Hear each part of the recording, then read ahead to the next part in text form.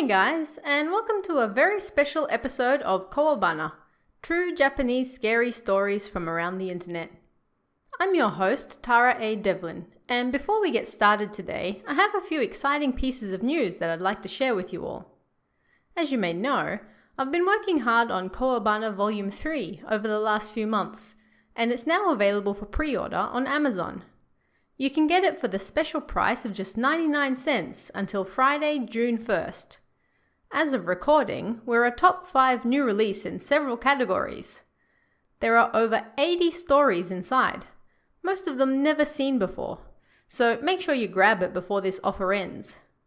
You can grab the link directly from kowabana.net or just type in Kowabana at Amazon. We've also just opened a merchandise store. You can get t-shirts, mugs, books, and a whole range of other stuff with exclusive designs drawn up just for Kowabana. You can find that at kowabana.threadless.com or find the link on our website. As the store gets more popular, I'll be adding more designs, but right now you can check out the awesome Kuchisake Onna in all her slit-mouthed glory. Finally, I'll be making a few changes to the Patreon starting from next month. The biggest change will be early access to all Kowabana episodes with your own RSS feed. You'll be able to get the episodes a few days before everyone else, and depending on the tier, you'll also have access to bonus episodes and other rewards. Again, you can find that link at kowabana.net. I'd really like to say a big thank you to everyone who has been listening to and supporting the show so far. A lot of work goes into it, and it makes me really happy that so many people are enjoying it. Thank you. Now, I have a very special announcement at the end of this episode, so don't miss it. But for now, let's get to today's story. Today's story is a big one. While it hasn't made as much traction in the West as the likes of, say, Hashaku-sama or Kisaragi Station, this story is quite popular in Japan. You can find comics, fan art, YouTube narrations, and even custom-made figurines. It generally ranks in the top 20 lists of the most famous and influential creepypastas to come out of Japan in the last 20 years. So, what's it about? This is a tale about 3 troubled teenage boys who, on a dare, decide to head into the off-limits zone in a nearby forest. But there's a very good reason it's off-limits, and they're about to find out why. Find out what happens in Kankandara.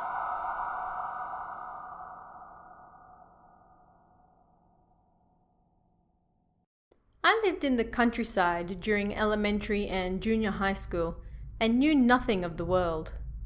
I was good friends with 2 people in particular, A and B, and we spent our days playing and messing about.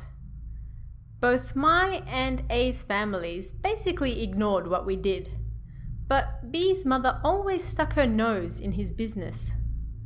She was always strict on him, but no matter what she said, she always did it for him.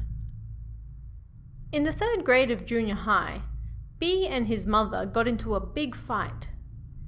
He didn't say what it was about, but he did say that he hurt his mother emotionally. He got scared and hit her, right as his father walked in the door. He could tell at a glance what was going on, and, ignoring B, he walked over to B's mother. Seeing her staring at the floor in a daze, her eyes glazed over like a dead fish, her clothes and hair a mess, he spoke to B. "How many people are you going to tread on? Look at the type of person you've become. Do you even know how much your mother thinks of you?" He spoke to B without looking at him, holding his wife close. "Shut up. Do you want me to kill you, huh?" B had no desire to listen to him any further, but his father showed no reaction to what he said and continued speaking with indifference. "You think there's nothing out there that can scare you, huh? Nope. If there is, why don't you show me? His father fell silent for a moment before speaking again. You're my son. I know how much your mother is worried about you. If you can't help but keep trampling all over her like this, well, I have an idea. Not as your father, but as a person. Man to man. I'll say this first. The fact I'm telling you this story is proof that I'm resigned to the fact that you might die. So sit down and listen. Unless you have any objections. There was an incredible drive behind those words, but B stirred up his father even more. Go on then, tell me. You know the area in the forest that's forbidden to enter, right? Go in there. Then keep going, right into the back. You'll know it when you see it. Try going nuts in there, like you've done here, and see how it goes. That is, if you can. The forest he was speaking of sat at the foot of a small mountain near where we lived. It was like a sea of trees. It was fine to go up the mountain, and the forest itself was normal as well. But there was a section inside that was labelled off limits. Like if you drew a square on a piece of paper and drew a small circle inside that square, that was the off limits area. It was surrounded by a 2-meter high fence. And on the fence, there was a thick rope and barbed wire all the way around. This was entwined with white paper. It was zigzag cut, and countless bells of all sizes. Sections of the fence were also irregular in height. No matter how you looked at it, it just wasn't normal. Then, on special days, a bunch of shrine maidens gathered at the entrance of the forest. The entire area became off limits when they did, however, so what they did in there was a mystery. There were a lot of rumours, but the biggest one was that they brainwashed cult members in there. Besides, reaching the off-limits area was too much trouble, so we rarely ever spoke about going that far in. B's father didn't wait for his answer. He took his mother upstairs. B left the house and met up with A and I as previously arranged. Then he told us what happened. Must be pretty big for your father to go and say all that. According to the rumours, isn't it a cult hideout? If they catch you, won't they try to brainwash you? Oh, no way I'd do it. What are you gonna do? You gonna go? Of course I'm gonna go. My dad's just full of shit. Half in jest, A and I agreed to accompany him, and the three of us decided to head towards the forest. We gathered various tools and got there around 1 a.m. We arrived in high spirits, and with our torches shining in front of us, we entered the forest. The path was easy enough to navigate in light clothes, so we wore our sandals for easy walking. But we had to walk 40 minutes to reach the problem area. But not even 5 minutes after entering the forest, something strange happened. At almost the exact same time we started walking, we started to hear something from far away. The stillness of the night emphasized the sound even more. B was the first to notice it. Hey, you guys hear that? We listened closer at his words, and most definitely heard something. Like a rustling of dry leaves being dragged, and the snapping of twigs. It was faint, somewhere in the distance. But because it was so far away, I didn't feel scared. The first thing that came to mind was that it was probably an animal, not a person, and we continued without worry.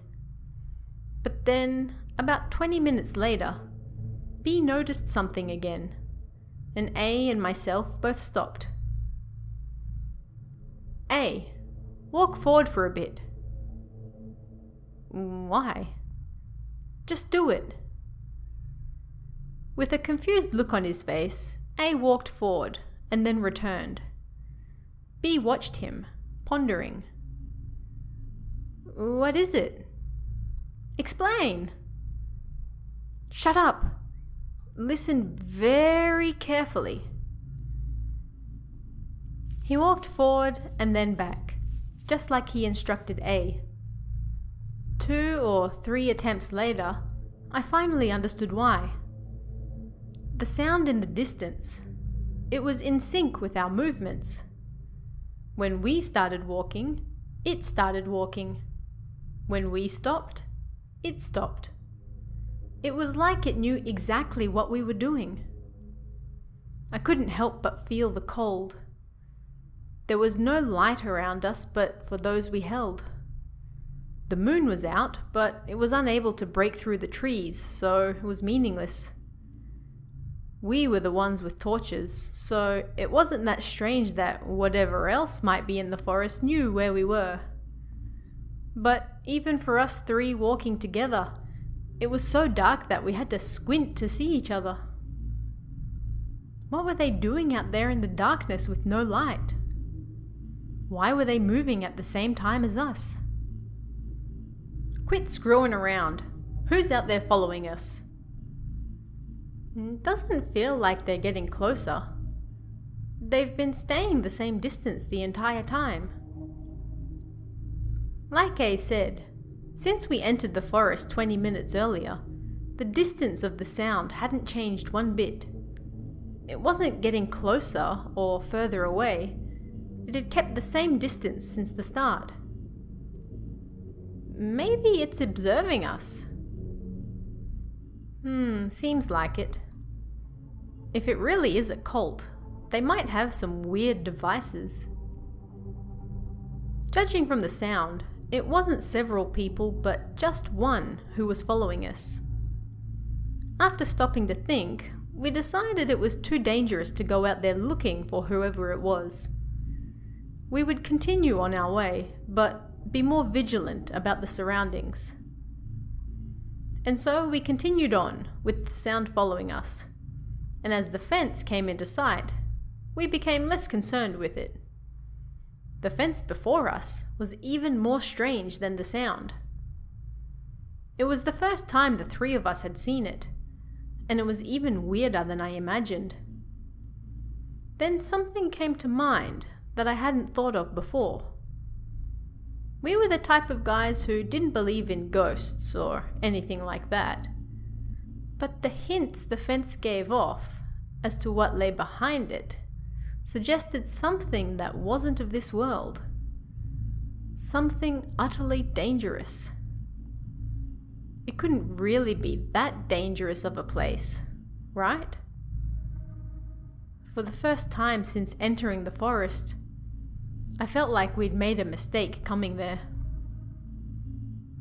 Hey, you really want to knock this shit down and go inside? No matter how you look at it, this ain't right, man. Shut up, you pussy. A and I faltered at the sight of the strange fence, but B got pissed off.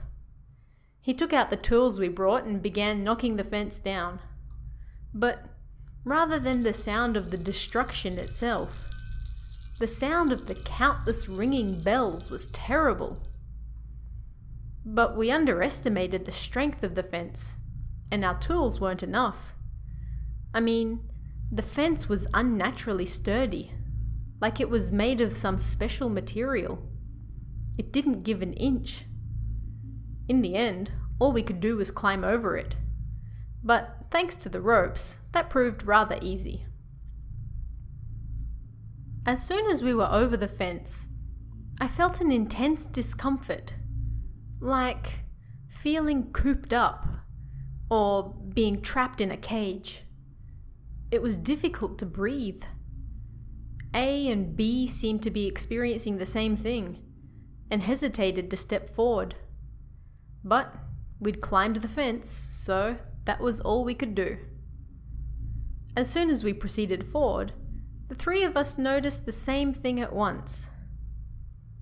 The sound that was following us. It was completely gone. But, to be honest, that was the least of my concerns.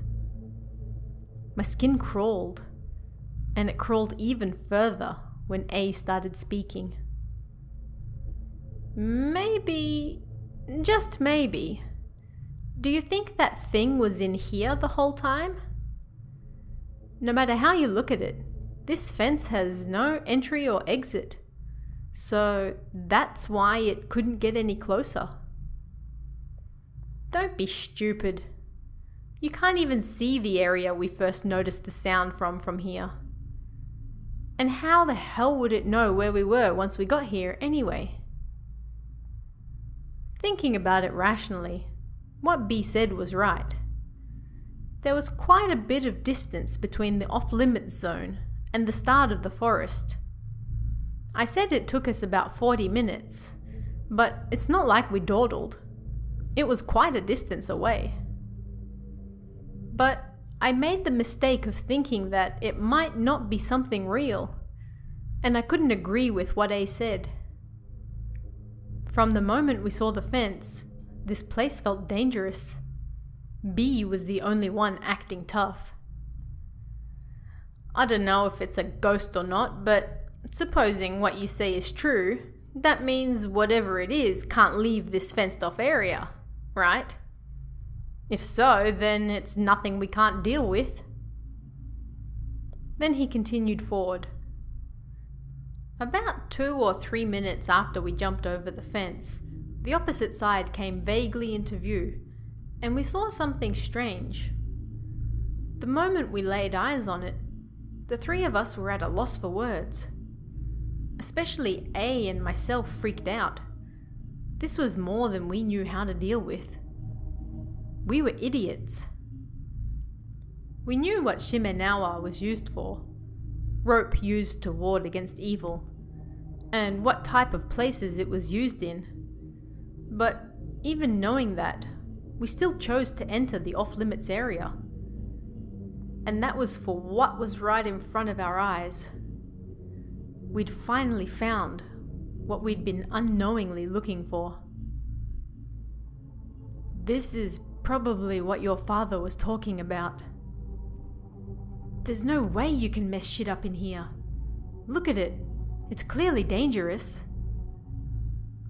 But B just puffed up his chest.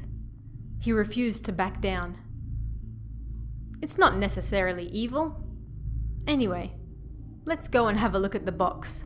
There might be valuables in it. B passed through the Shimenawa and entered the hexagon it made.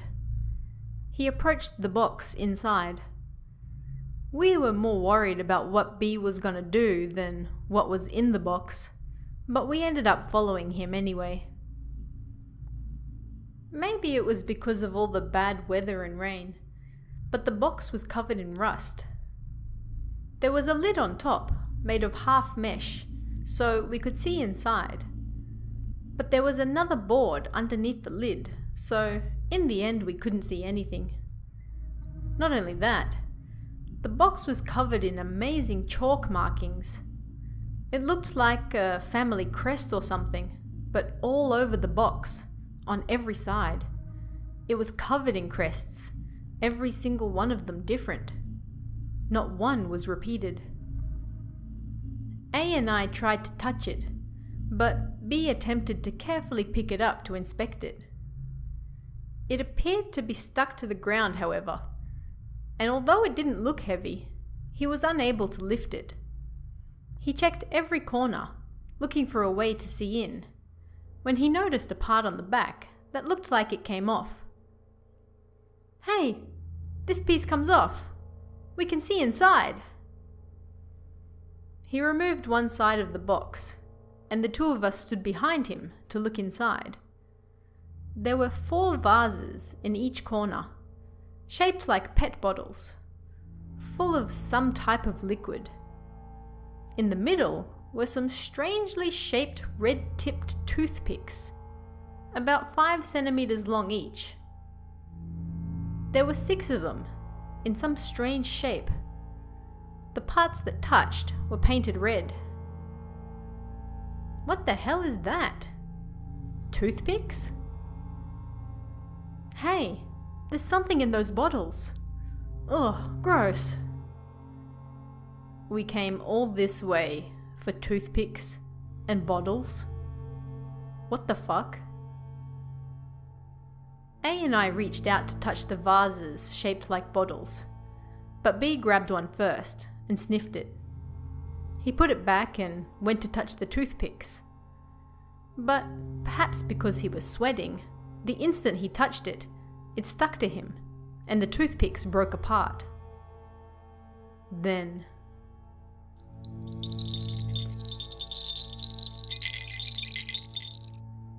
the bells on the other side of the hexagon, opposite from where we came in, started to ring furiously. The 3 of us screamed and looked at each other. Who the fuck is that? Quit messing around! B ran towards the other side of the fence. Idiot! Stay here! Hey! B, it's dangerous! Confused, I got ready to chase after him, but suddenly he stopped, with his torch pointed in front of him, and froze. Come on, man! Don't mess with us like that! Relieved, A and I hurriedly approached him, but then we saw his entire body was shaking. Hey, what's wrong? I said, unconsciously looking at what he was shining the light on. He was shining it at the bottom of a single tree, in the middle of a large row of trees. In the shadows, a woman's face was looking back at us. She stuck half her face out suddenly and looked at us, unaffected by the bright light at all. She opened her mouth wide, showing us her teeth, while her eyes remained fixed on us. Ah! Someone screamed, I don't know who, and at the same time we turned and ran back. My mind went blank, but my body did its best to choose the correct path of action. There wasn't even time to look at each other. Each of us ran as fast as we could back to the fence. As soon as we saw the fence, we jumped and scrambled over it, hitting the ground and running for the entrance. But, perhaps in his fear and confusion, A was stuck trying to get over the fence. A! Come on! Hey! Hurry up! Neither of us knew what to do while we waited for him. What the hell was that? What the hell? I don't know! Shut up! We'd entered a state of utter panic. Then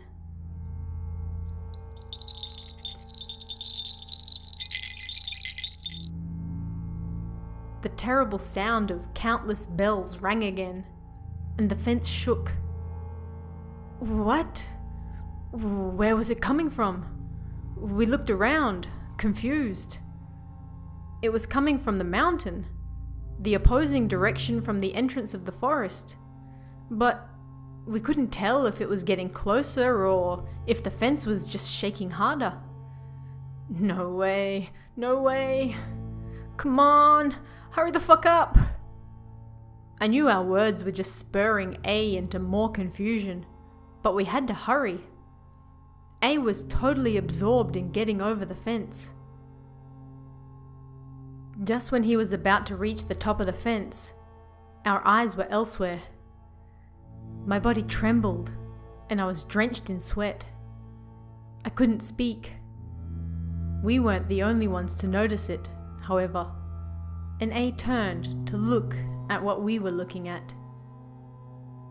Following the fence that stretched out towards the mountains, The thing was clinging to it on this side. What we thought was just a face, in reality, had a naked upper body with 3 arms on each side. It skillfully used those arms to climb the rope and barbed wire, its mouth wide open, like a spider gracefully moving through its web. It was coming right for us. Unbelievable fear gripped my soul. Ah! A suddenly jumped over the top of the fence, landing on B and myself. Taken aback by the sight before us, we lifted A to his feet and ran all at once. We couldn't turn back. I focused on what was ahead of us and ran as fast as I could. If we kept up our current pace, it shouldn't take longer than 30 minutes to exit the forest, but it felt like we ran for hours. When the edge of the forest came into sight, so did the shadow of several people. No way. The 3 of us came to a stop, and catching our breath, we tried to see who it was. I couldn't tell who, but several people were gathered there. But it wasn't that thing. As soon as we confirmed that, we started running again and plunged into the group. Hey, they're out. No way. Did they really go past that fence? Hey, hurry up and inform your wife. The group rushed towards us, making a lot of noise. I couldn't understand what they were saying to us. My mind and that of my friends was just blank.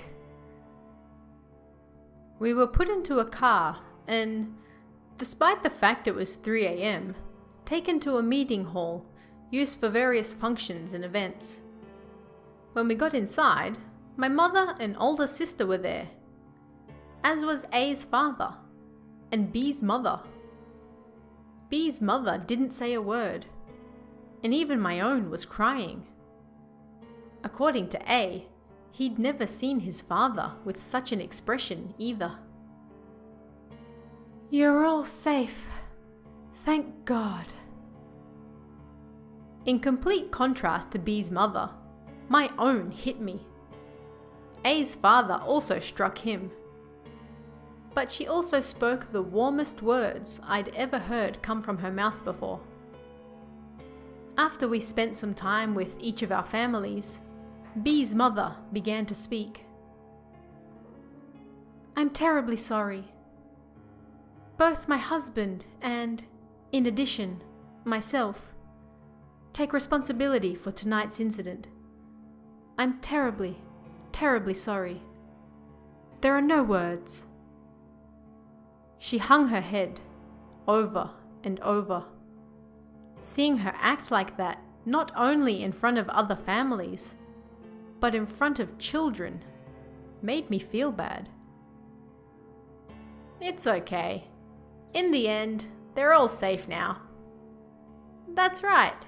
It's not your fault." After that, the adults mostly spoke to each other, and we stood there dumbfounded. Not only was it late, but they'd confirmed we were all okay, so without explanation we all went home. I was woken up by my sister around lunchtime the next day. When I opened my eyes, I could see she wanted to continue the conversation from the night before. "What?" "B's mother is on the phone. Something terrible has happened." I picked up the receiver, and B's mother started yelling at me in a threatening tone. B is acting strange. What did you do there last night? You didn't go past the fence, did you?" It didn't seem like I would be able to get through to her, so I hung up the phone and made my way to B's house. A, who received the same call, was also there, and we heard directly from B's mother what was going on.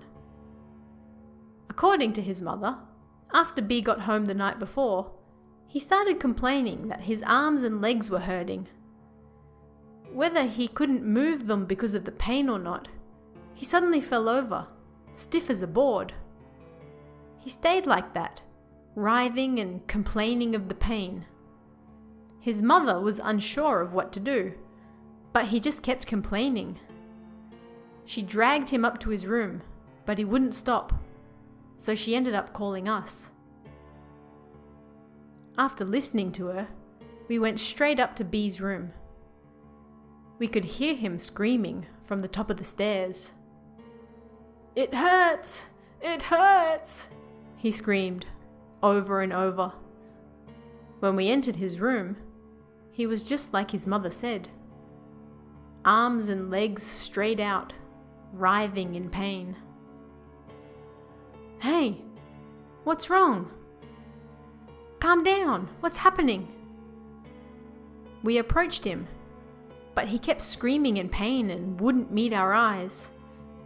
What was going on? Neither myself nor A had any idea. We returned to his mother, but her tone changed, and she asked us quietly, "Tell me what you boys did in there. Then I can understand what's going on. What did you do there last night?" Of course, I knew what she wanted to hear, but it was painful remembering what we saw to tell her about it, so I wasn't able to explain very well.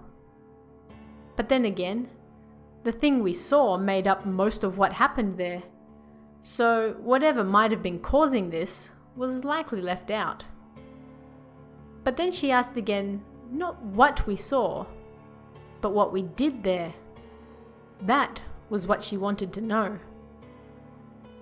We searched our memories of the night, trying to find the cause of the problem. If it was something we saw, then we'd be having the same problem B was. But what did we do? Well, we all did basically the same thing. I mean, I touched the box as well, and we all touched the bottles inside. Other than that, it was just the toothpicks. We both realized at the same time. It was the toothpicks. B was the only one who touched them, and when he did, he destroyed the shape they were in. Not only that, he hadn't put them back in the same position. We told B's mother. Her expression changed before our eyes, trembling. She immediately ran to a nearby shelf and took out a piece of paper out of the drawer. Looking at it, she went to call someone on the phone. We could do nothing but watch. A short while later she returned, and her voice trembling, began to speak to us again. "It would seem that he would like to meet you as soon as possible. So, I'd like you to return home at once and prepare. I'll call and let your parents know. I think they'll get everything ready, even without you needing to say anything. Then the day after tomorrow, I'd like you to come back here." I had absolutely no idea what she was saying. Who were we going to meet? And where? She avoided my questions and sent us home quickly. For the time being, we just went straight home. But when I asked my parents about it, all they said was, "Make sure you go." With no idea what was going on, 2 days later, myself, A, and B's mother headed towards this place she wanted to take us. B apparently already went there the day before. I wondered if the place was far away, but it turned out to not even be in the same city, but another prefecture entirely. We took the bullet train for several hours, and then from the station we went by car for another few hours. She took us to a village deep in the mountains, like it had been ripped straight out of a painting. We were guided to a mansion even further past the village. It was large and old, with its own cellar and detached house. It was amazing. Bee's mother rang the bell, and an old guy and a young girl came to greet us. The old guy was wearing an awful patterned suit and looked kinda buff. The girl was younger than us and wearing white clothes with red hakama pants. She looked just like a shrine maiden. It turned out the old guy was her uncle, and he introduced himself with a fairly normal, common name. The shrine maiden, however, introduced herself as something like Aoi Kanjo. At least, that's what I heard. Some name I'd never heard of before in my life. Even though she introduced herself, it seemed to be something entirely different to what regular people would recognize. Like, there was no way for me to tell her family lineage or anything. In reality, we didn't know anything about the house or the girl, but at any rate, I'll just call her Aoi here. We were shown to a large tatami room, and as the mood turned serious, they began to talk. Your son is resting right now. These boys were with him at the time? Yes, the three of them went there together. Is that so? Boys, would you mind telling me what happened? Where did you go? What did you do? What did you see? Please, be as detailed as you can. I was bewildered at them getting straight to the point, but we told him what happened with as many details as we could. Then, when we mentioned the toothpicks, he interrupted us with a threatening voice. What? What did you just say? We were becoming increasingly more confused by the situation. I'm sorry? You're not telling me you little shits moved those things, are you? He raised his voice, leaning forward like he might grab A at any moment. Aoi held him back. She began to speak in a small voice, like that of a mosquito crying. Inside the box, there should have been small sticks aligned in a certain shape. Did you touch them? And if you did you change the shape in any way? Yeah, we did. I think the shape was broken up. Who changed the shape? Do you remember? Not who touched it, but who changed the shape. A and I looked at each other and told her it was B. The old guy leaned back and sighed. He turned to B's mother. Mum, I'm terribly sorry, but there seems to be nothing else we can do for your son at this point. I didn't hear the finer details, so judging from his symptoms, I thought it might be something else. I never once thought he might have moved that. It can't be. Although she looked like she wanted to say more, B's mother swallowed her words, and for a while hung her head. I couldn't voice the words out loud, but I felt the same way. What exactly did he mean that nothing could be done for B now? What on earth were they talking about? The three of us went to see B, and the old guy spoke to us between sighs. Finally, he told us all about the thing we saw. Its common name was Narijara, or Naridara, although it used to be called Kankandara, or Kankandara. The name changed depending on the age and family lineage of the people who knew of it.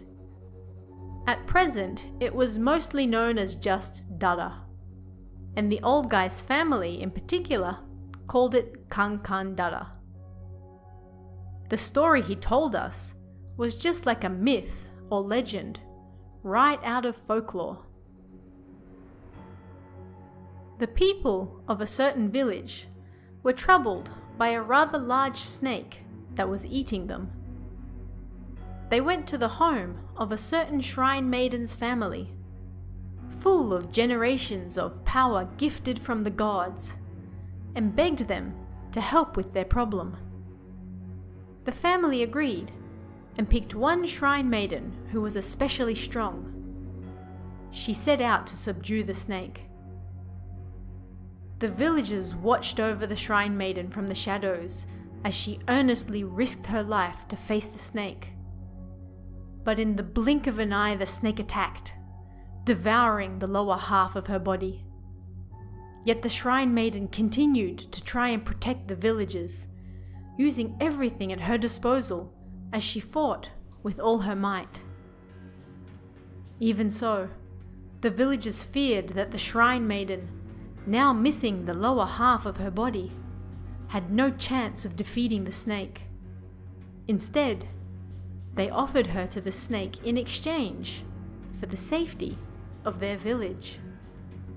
The snake, who found the powerful shrine maiden most unpleasant, agreed to their terms. In order to make her easier to devour, the villagers cut off the shrine maiden's arms, and left looking like a Daruma doll with no limbs, the snake ate her. Then, for a short while, the villagers experienced peace. It wasn't until later that the plan the shrine maiden's family came up with was brought to light. At that time, there were 6 people in her family. A disaster soon befell the village.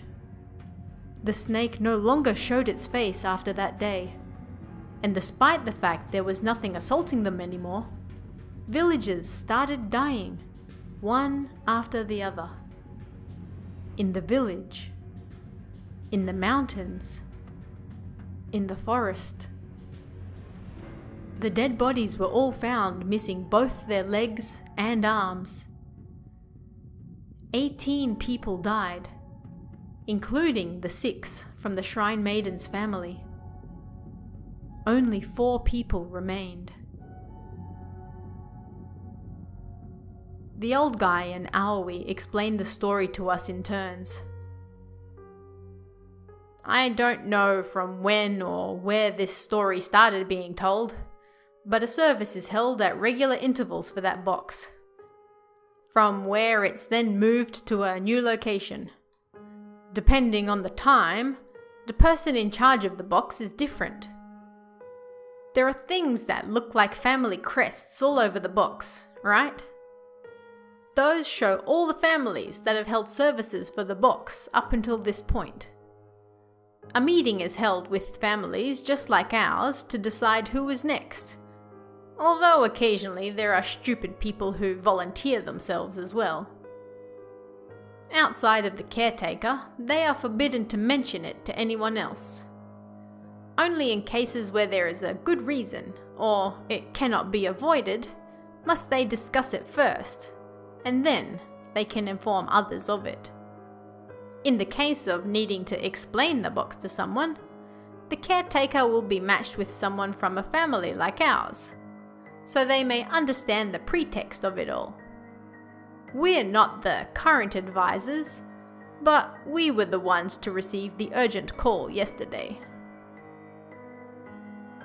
It seemed whoever B's mother called the day before was someone else, and after a discussion about what to do, they brought B here.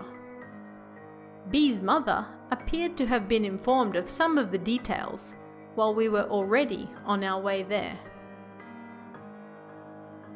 In general, it's moved to mountains or forest areas. As you saw for yourselves, the 6 trees and 6 pieces of rope represent the villages, and 6 sticks, the shrine maiden's family. The vases placed in the four corners represent the 4 villagers who survived. And as for the 6 sticks that formed a certain shape inside the box, that represents the Shrine Maiden herself. You are perhaps wondering why the sticks take that shape.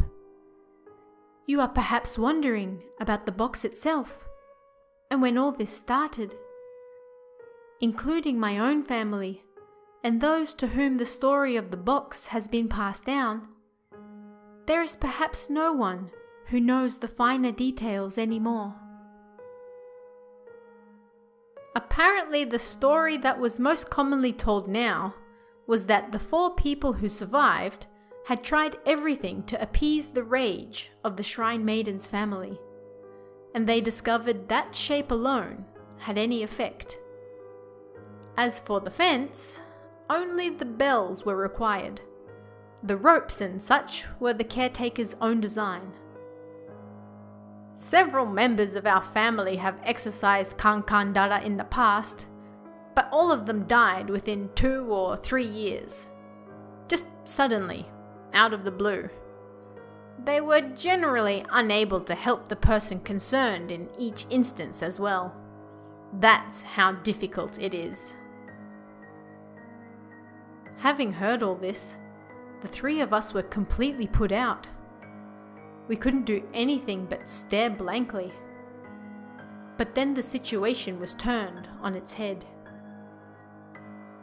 Mum, you understand just how dangerous this thing is now, correct?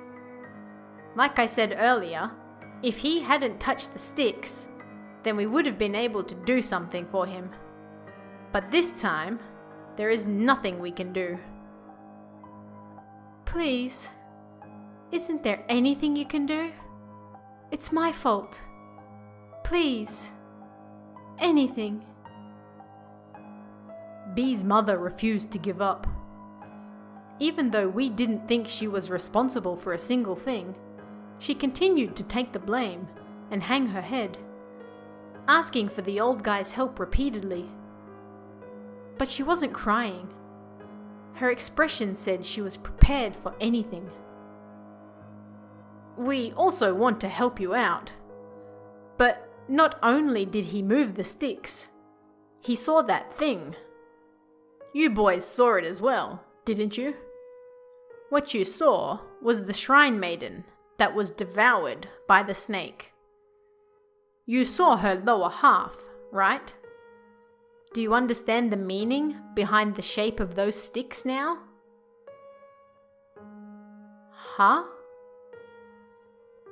Neither A nor myself understood what he meant. Her lower half? We only saw her top half. When you say her lower half, we only saw her top half. Both Aoi and the old guy were surprised. Hey, what are you saying? You moved the sticks, right? If so, you should have seen her lower half. The girl who appeared before you had no lower body? Well then, how many arms did she have? She had 6 arms, 3 on each side. She didn't have a lower body. A and I confirmed with each other and answered. Suddenly the old guy got up and drew close to us. Are you sure? You really didn't see her lower half? Yes. The old guy turned to Bee's mother and smiled. Mum, perhaps there is something we can do. We held our breath, waiting to see what he would say next. Aoi and the old guy explained what he meant. There are 2 ways to bring about the Shrine Maiden's grudge. The thing you mustn't do is change the shape of the sticks. The thing you mustn't see, her figure as represented by those sticks. In practice, if you move the sticks, it's over, because this will lead to you inevitably seeing the Shrine Maiden's form. But for some reason, you didn't see it. You guys would have seen the same thing the boy who moved the sticks did. If you saw nothing, then that means he likely saw nothing as well. What do you mean, didn't see anything? What we saw... That was indeed the Shrine Maiden. But it wasn't Kankandara. She has no desire to steal your lives away. She didn't appear to you as Kankandara, but as a Shrine Maiden. That night was, perhaps, just a game to her. So, what she was trying to say was that Kankandara and the Shrine Maiden were the same existence, but also separate. If Kankandara didn't appear that night, what attacked the boy was just like Aoi said, just the Shrine Maiden playing a game. If you leave him with us, it may take a long time, but perhaps we'll be able to do something for him. The strain in the air dissipated for the first time. It was enough to know that B could be helped, and the expression on his mother's face at the time was truly amazing. It was like all the worry and anxiety she'd been holding in for several days came apart at once. It was that type of smile. Seeing her like that, both Aoi and the old guy's moods were alleviated as well. Suddenly they looked like regular people. We'll officially take the boy in. We'll explain it all to you later. As for you two, Aoi will cleanse you and then you can go home. Try not to be so reckless in the future. After that, he spoke a little more about what would happen to B, and leaving his mother there, we were purified and allowed to go home. One of the family's rules was that we were unable to see B, so we don't know what they did with him. I don't know if they treated it like he was moving schools or something, but after that we never saw him again. There was no word that he died or anything, but apparently he fully recovered and is now living somewhere peacefully. On that note, after being the person to put all these events into motion, B's father never once showed his face. I have no idea what he intended to happen out of all of this. As for A and myself, things calmed down rather quickly. There were several reasons for it, but the biggest thing for us was B's mother. It's a bit of an after story, but she had it the roughest. It felt like it really made me think about what the meaning of the word mother was. After that, both myself and A tried to get closer to our own parents, little by little. Not only that, but we naturally stopped doing such stupid things. Other than that, this is what we learnt. The Shrine Maidens, who gathered on specific dates, are advisors from certain houses. They understand how dangerous Kankandara is, and her existence is likened to that of a god. The large snake of the story was apparently a god of the mountains and forests. As such, once a year they perform songs and dances and recite Shinto prayers for her. As for the sounds we heard when we entered the forest, that was apparently Kankandara walking around the fenced-off area. But the hexagon and the box were like a seal, so as long as no one destroys those, she rarely shows herself.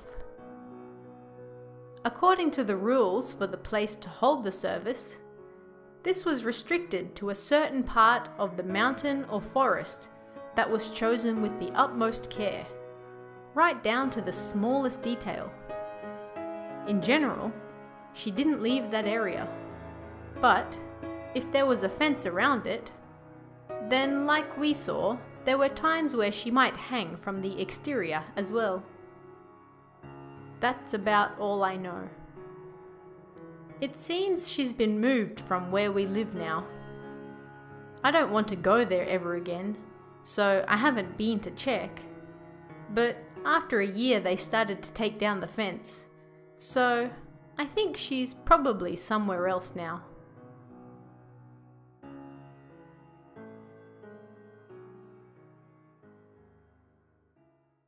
So I mentioned at the start of the episode that I had a special announcement to make.